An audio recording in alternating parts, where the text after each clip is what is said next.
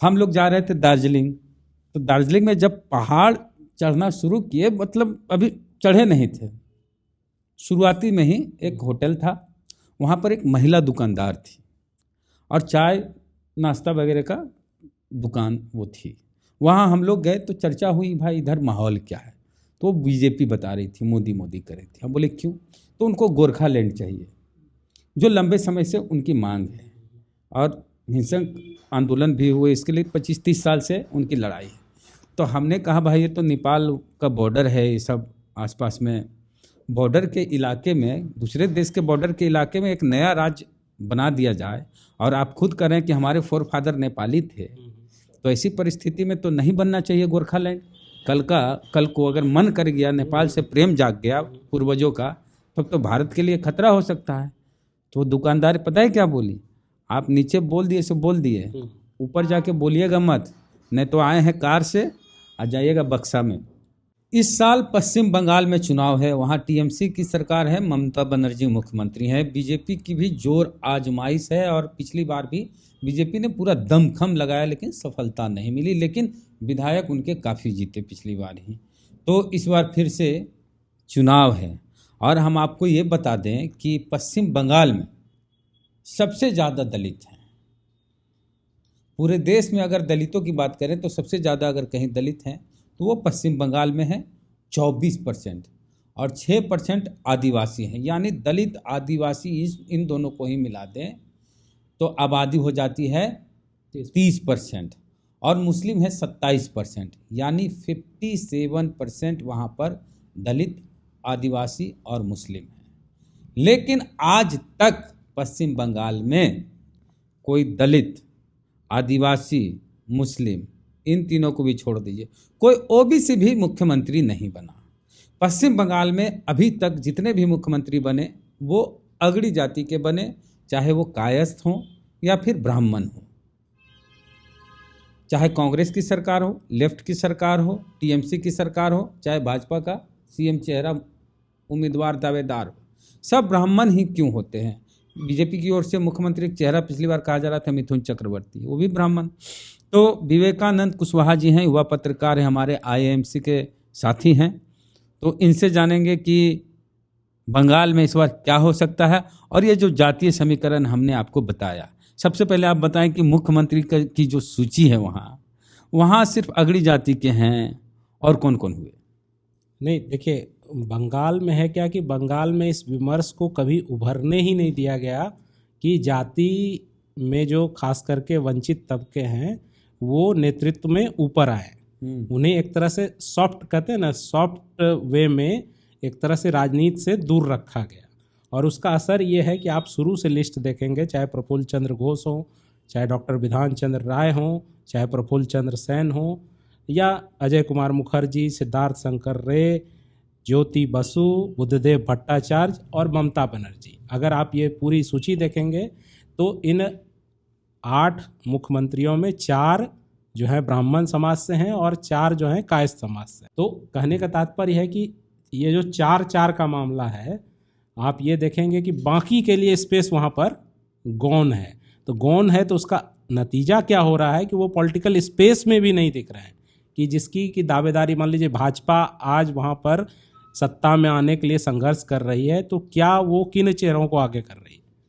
स्वाभाविक है कि जब पिछली बार वो आगे कर रहे थे मिथुन चक्रवर्ती को, इस बार अभी तक उनका चेहरा कोई स्पष्ट नहीं है। तो क्या वो कोई दलित को आगे लेकर आएंगे?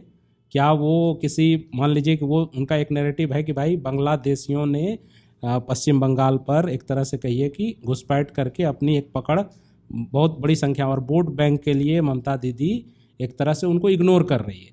तो क्या इस मुद्दे में फिर से ओबीसी, दलित जो हैं, जो बहुजन हैं, क्या वो गायब हो जाएंगे, आदिवासी गायब हो जाएंगे? ये देखना होगा। तो अभी तक आपको लगता है कि कांग्रेस की सरकार हुई, लेफ्ट की, सबसे बड़ी बात कि लेफ्ट जो सामाजिक न्याय की बात करने वाली पार्टी है, लेकिन कहती है कि जाति ही नहीं है, कास्ट है ही नहीं, वही वो वर्ग संघर्ष की बात करते हैं। और वर्ग में, भारत में वर्ग संघर्ष वो अमीर गरीब वाला वर्ग संघर्ष से अधिक देखिए मामला क्या है कि आप देखेंगे कि भाई एक उदाहरण, बहुत पॉपुलर उदाहरण है कि मेट्रो ट्रेन में आप देखेंगे महिला के लिए सीट रिजर्व होती है। वहाँ ये नहीं लिखा होता है कि अमीर महिला, गरीब महिला के लिए सीट रिजर्व है, अमीर महिला के लिए सीट रिजर्व है, ये ऐसा नहीं। कोई भी महिला हो, महिला के साथ जो भेदभाव होता है वो इसलिए भेदभाव होता है क्योंकि वो महिला है। भेदभाव या कहिए या जो भी कहिए, उनको जगह नहीं मिलती है, स्पेस नहीं मिलता है, तो इस कारण उनके लिए वो सीट रिजर्व होता है, ना कि इसलिए कि वो गरीब महिला है इसके लिए। तो बार बार इस देश में वर्ग संघर्ष, अमीर गरीब का जो कोशिश खास करके जो वामपंथी करते हैं, वो जातियों को इग्नोर। इस देश में भेदभाव का जो सबसे मूल कारण रहा, जिसको बाबा साहब अम्बेडकर ने भी पकड़ा या जो भी हमारे पुरखे रहे उन्होंने पकड़ा, उसमें जो मूल तत्व है वो जाति है।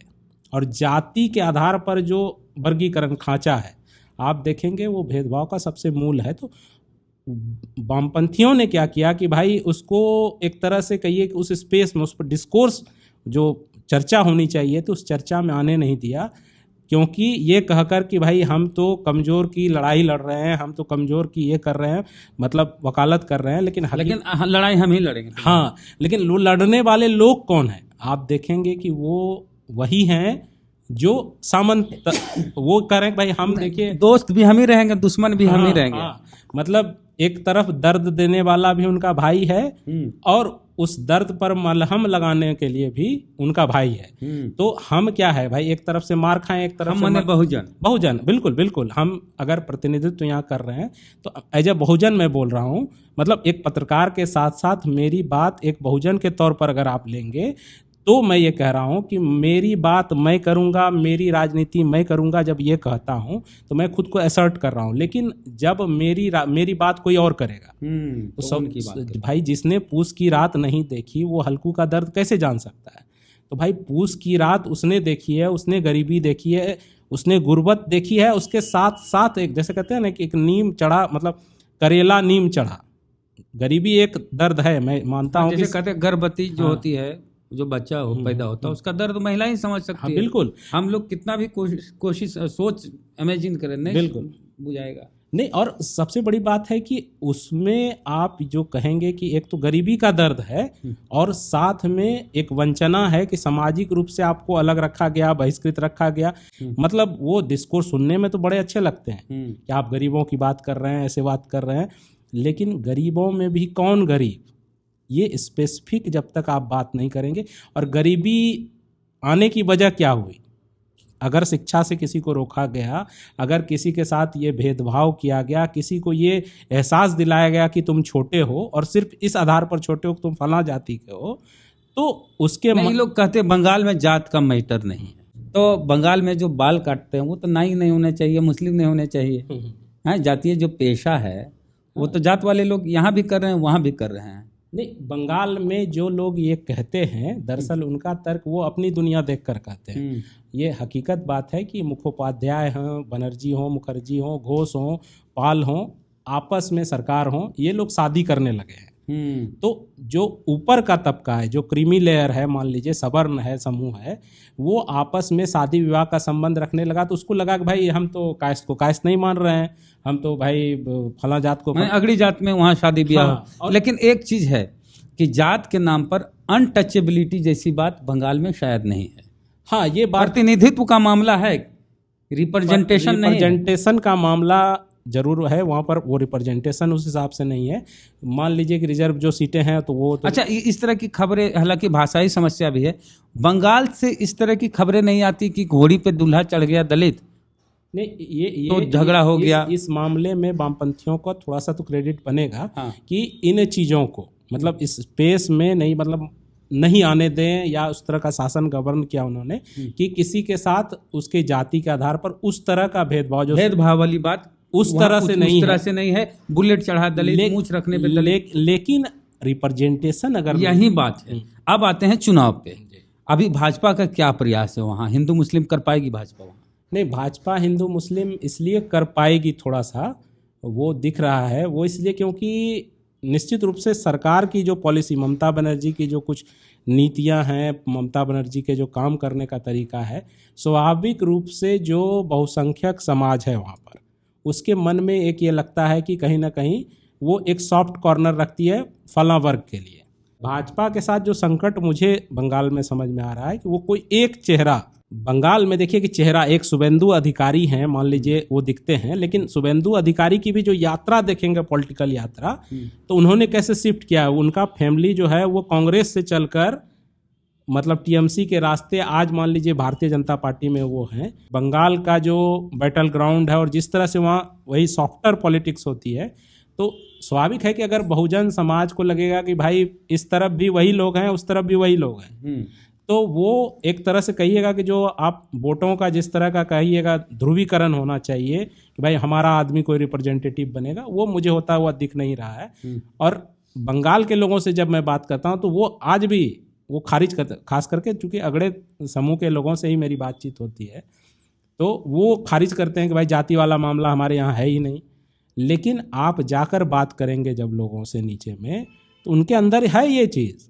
अम्बेडकर को नहीं पहुंचने दिया गया बंगाल में, स्वाभाविक है कि लेफ्ट वालों ने पहुंचने, स्वाभाविक है कि अगर वो करी की ममता बनर्जी, तो वो जो जब बाबा साहब अगर उनकी विचारधारा अगर बंगाल में पहुंच गए तब तो बहुजन की सत्ता आ सकती है। निश्चित रूप से अगर मान लीजिए कि आपको आपके थॉट्स जो आप अंदर से सोच रहे हैं, आप उन टेक्स्ट तक पहुँचे ही नहीं, उन बातों तक पहुँचे ही नहीं जो आपके दर्द को एक तरह से कहिए कि डिस्क्रिप्शन उसका किया है, उसका इलाज बताया है। मतलब चाहे फुले साहब की किताब हो, चाहे डॉक्टर बाबा साहब भीमराव अम्बेडकर की किताब हो, या उनका जो अपना पूरा वर्क है, उनका जो काम है, अगर वो उनके लोगों तक नहीं पहुँचेगा तो वो जागेंगे कैसे, उनको पता कैसे चलेगा कि मेरे दर्द की दवा तो बना के रेडी है, तैयार है, प्रयोगशाला में बन चुकी है, लेकिन उसको पता ही नहीं है कि भाई मेरी दवा वहाँ पर है। वो सोच रहा है कि मेरा दर्द ऐसा रहेगा, कम दर्द है, धीरे धीरे धीरे धीरे समय के साथ वो ठीक हो सकता है, हो जाए। तो अगर वो इस तरह से सोच रहे हैं, उनको पता ही नहीं है कि भाई दवाई अगर मेरा इन्फेक्शन हुआ और एंटीबायोटिक है बाजार में और हम मेडिकल स्टोर तक पता ही नहीं कि मेडिकल स्टोर में हम हल्दी डाल रहे हैं, हम नमक डाल रहे हैं, तो हल्दी नमक से काम चल रहा है बंगाल, जिससे इलाज होगा। हाँ, वो दवाई नहीं, तो वो एंटीबायोटिक। अच्छा, एक भाजपा की जो पकड़ वाली क्षेत्र है कुछ, एक देखिए वहाँ बीजेपी को कौन लोग वोट देते हैं, वहाँ बीजेपी को वोट देते हैं हिंदी भाषी लोग जो यूपी से हैं, बिहार से हैं। देखिए होता क्या था, अभी तक बंगला बंगला बंगला बंगला, ज़्यादा बंगला में ही भाषण आ रहे हैं, नेता बंगला में बोल रहे हैं। मोदी गए वहाँ हिंदी बोलने लगे, बिहार यूपी वाले लोग और फिर जो झारखंड वाले लोग बोले अरे कौन हमारी भाषा में भाषण दे रहा है। तो एक टच हुआ, एक हिंदुत्व का मैटर जो बिहार यूपी में बड़ा आसानी से चल जाता है वो भी चला बीजेपी की ओर। और दार्जिलिंग साइड का जो इलाका है, पहाड़ी इलाका, एक कहानी सच्ची बात सुनाना चाहते हैं। विकास जी भी हैं, ये भी साथ में थे हमारे एडिटर साहब। हम लोग जा रहे थे दार्जिलिंग, तो दार्जिलिंग में जब पहाड़ चढ़ना शुरू किए, मतलब अभी चढ़े नहीं थे, शुरुआती में ही एक होटल था, वहाँ पर एक महिला दुकानदार थी और चाय नाश्ता वगैरह का दुकान वो थी। वहाँ हम लोग गए तो चर्चा हुई भाई इधर माहौल क्या है, तो वो बीजेपी बता रही थी, मोदी कर रही थी। हम बोले क्यों, तो उनको गोरखालैंड चाहिए जो लंबे समय से उनकी मांग है और हिंसक आंदोलन भी हुए इसके लिए, 25-30 साल से उनकी लड़ाई है। तो हमने कहा भाई ये तो नेपाल का बॉर्डर है, ये सब आसपास में बॉर्डर के इलाके में, दूसरे देश के बॉर्डर के इलाके में एक नया राज्य बना दिया जाए। और आप खुद करें कि हमारे फोरफादर नेपाली थे, तो ऐसी परिस्थिति में तो नहीं बनना चाहिए गोरखालैंड। कल को अगर मन कर गया, नेपाल से प्रेम जाग गया पूर्वजों का, तब तो भारत के लिए खतरा हो सकता है। तो दुकानदार पता है क्या बोली, आप नीचे बोल दिए सो बोल दिए, ऊपर जाके बोलिएगा मत, नहीं तो आए हैं कार से आ जाइएगा बक्सा में। तो वहाँ पर गोरखालैंड को लेकर ममता बनर्जी के पक्ष में वो लोग नहीं है, वो लोग को लगता है कि भाजपा वाले हमको अलग से एक राज्य देंगे। नहीं, बिल्कुल गोरखालैंड की मांग जो है वो बहुत पुरानी है उन लोगों की और सेंटिमेंट के साथ जुड़ी है। लेकिन देखिए स्वाभाविक है कि देश जो है सिर्फ सेंटिमेंट से अगर चलने लगेगा तो प्रशासनिक चीज़ें हैं और भी चीज़ें हैं, वो सब कुछ मतलब पूरे स्तर पर देखना। लेकिन स्वाभाविक है कि उनको राजनीतिक विकल्प अगर ये दिखेगा कि मान लीजिए ममता दीदी का आने और खाली राज्य सरकार के चाहने से भी ऐसा नहीं होगा, तो दे थिंक कि भाई दिल्ली में तो मोदी की सरकार है, अगर यहाँ पर भी वो जीतते हैं तो हो सकता है कि कुछ हमारे लिए मतलब ना होने से बेहतर है कि होना। अंततः कंक्लूजन पे हम लोग आते हैं, लंबी चर्चा हुई कि होगा क्या। देखिए भाजपा का जो एजेंडा है वो उस पर पूरी तरह से काम करेगी। सीट में ज़्यादा आ सकती है, कम भी हो सकती है, लेकिन जो हमें लगता है कि अगर धर्म, जैसे बीजेपी हिंदुत्व की राजनीति करती है, खुले तौर पर करती है, हिंदू राष्ट्र की भी बात बीजेपी के नेता करते हैं, प्रमुख नेता नहीं करते हैं, लेकिन बीजेपी के नेता विधायक करते हैं। तो बीजेपी का अगर हिंदुत्व वाला मुद्दा रहा और ममता बनर्जी का बंगला अस्मिता वाला मामला रहा, बंगाली अस्मिता, बंगला अस्मिता, तो इस पे कौन भारी पड़ेगा?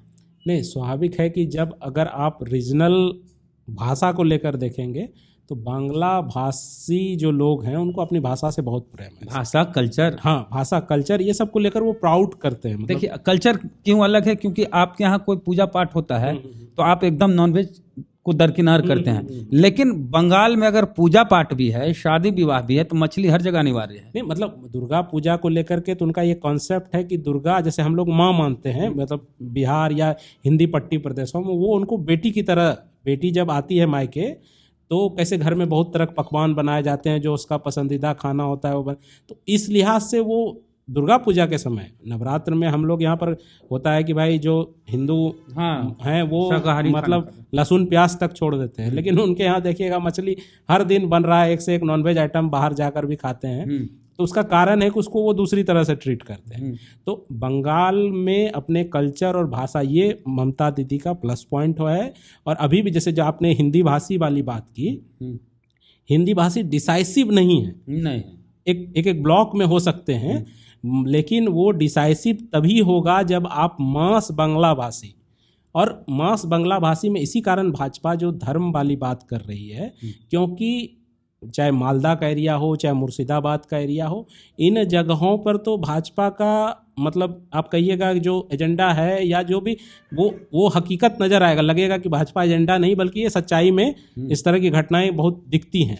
लेकिन अगर आप ओवरऑल में देखेंगे तो ओवरऑल में वहाँ पर ममता दीदी प्लस करने लगती है जब वो क्षेत्रीयता का बंगला अस्मिता की बात होती है। तो इसके लिए निश्चित रूप से भाजपा को 2-3 फ्रंट पर खेलना हो। जैसे मान लीजिए कि उसको हिंदू मुसलमान वाला फ्रंट है तो वो करेंगे, उसके साथ साथ उनको एक मतलब लोकल मजबूत नेता चाहिए। उसके बाद बहुजन वाला जो एक बहुत बड़ा आप समझिए 70+ अगर हम मुसलमान माइनस कर दें तो 57%, 57 नहीं, अगर 47% सिर्फ दलित, आदिवासी और ओबीसी 47%, 27% अगर बहुजन का मान लीजिए कॉन्सेप्ट, तो वो थोड़ा सा भाजपा के लिहाज से तो वो कॉन्सेप्ट पर वो जाएंगे नहीं। ओबीसी की आबादी जैसा कि हम लोग देख रहे हैं वहाँ आरक्षण 17% है। हाँ। तो मानते हैं कि बैकवर्ड क्लास जो है वहाँ 17% है, दलित आदिवासी मिलकर 30 है। हालांकि हमको लगता है कि थोड़ा ज़्यादा होगा, हो सकता है, लेकिन चूंकि वहाँ पर हम जाते नहीं मानते हैं और कुछ लोग जात पते नहीं होगा, और वहाँ पर जैसे मंडल जो टाइटल है वो एक बड़ी संख्या में आदिवासी शेड्यूल कास्ट दलित है। तो शेड्यूल कास्ट में होने की वजह से शेड्यूल कास्ट की आबादी जो है स्वाभाविक है कि वहाँ पर सबसे बड़ी आबादी है। शेड्यूल कास्ट सबसे बड़ी आबादी होते हुए आज तक एक भी मुख्यमंत्री, हम तो कहते हैं मुख्यमंत्री छोड़िए, कोई एक बड़ा चेहरा, मनोरंजन व्यापारी टीएमसी से विधायक बने हैं। कभी ऑटो चलाते थे, आज वो विधायक हैं और हिंदी साहित्य के जो कमेटी वहाँ है वहाँ के अध्यक्ष थे वो, और बड़ा संघर्ष उनका जीवन का है। आप चाहें तो उनके बारे में रिसर्च करेंगे तो एक अच्छी जानकारी आपको मिलेगी, और दलितों पर बड़ा अच्छा वो लिखे बोले हैं। तो स्वाभाविक है अगर वो टीएमसी के साथ हैं तो निश्चित रूप से उसका फायदा टीएमसी को मिलेगा। ऐसे चेहरे, ऐसे लोग, क्या भारतीय जनता पार्टी के पास ऐसे लोग होंगे?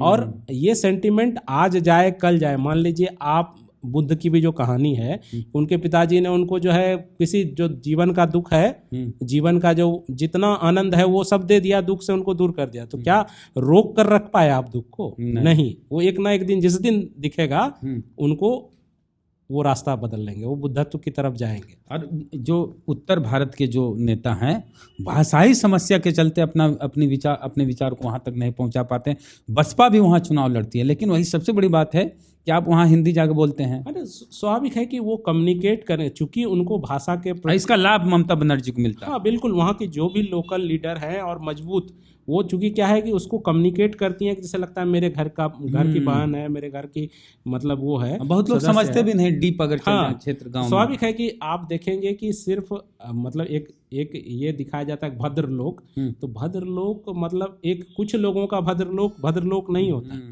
आप जब बड़ी आबादी के बीच घुसते हैं, चूंकि आज भी वहाँ पर मीडिया पेनिट्रेशन हिंदी पट्टी के पत्रकारों का बहुत नगण्य है। वो आप ऊपर ऊपर बड़े बड़े शहर घूम लेते हैं, देखने में अच्छा लगता है, सब कुछ अच्छा गुड ठीक है, बढ़िया है भाई। लेकिन जब आप अंदर छोटे छोटे गांवों में जाएंगे, गांव भी आपको शिष्ट दिखेंगे, लेकिन उनकी समस्याएं, उनका जो मुद्दा है वो आज भी गौण रह जाता है।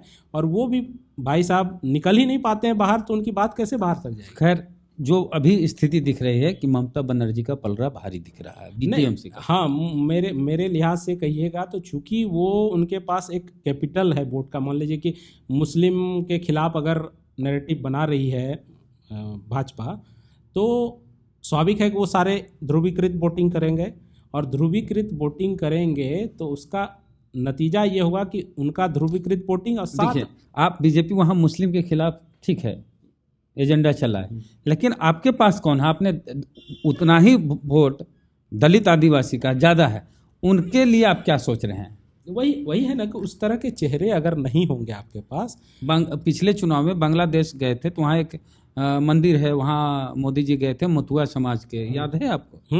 बिल्कुल। नहीं, कोशिश उनकी कोशिश बिल्कुल है कि इस तरह के समूहों को अपने तरफ जोड़ा जाए, लेकिन स्वाभाविक है खाली मोदी जी के कहने से या बाहर के लोगों के कहने से वो लास्ट वोटिंग जो पैटर्न है उसमें निश्चित रूप से बदलाव आया है, तभी तो 70 सीटें आए। लेकिन 100% जो आप सत्ता की तरफ अगर जाना चाह रहे हैं, बहुत बड़ा नंबर है, बहुत बड़ा प्रदेश है, तो उसके लिए आपको वहाँ पर लोकल लीडर चाहिए। और नहीं कुछ हो तो 10,000 वाली स्कीम है ही, जब नीतीश जी चला सकते हैं तो ममता बनर्जी भी चला सकते हैं। खैर, अभी चुनाव में कुछ ही समय है, बहुत ज़्यादा समय नहीं, महीनों की बात है। क्या होगा, आपको क्या लगता है कि बंगाल में परिवर्तन होगा या फिर से ममता बनर्जी की सरकार बनेगी, और वहाँ के बहुजनों का क्या होगा? क्या बहुजन सिर्फ वहाँ के वोटर बन के रह जाएंगे? प्रतिक्रिया कमेंट बॉक्स में दें। इनसे जो बातचीत हुई उस पर आपकी क्या राय है? जय भीम, जय भारत।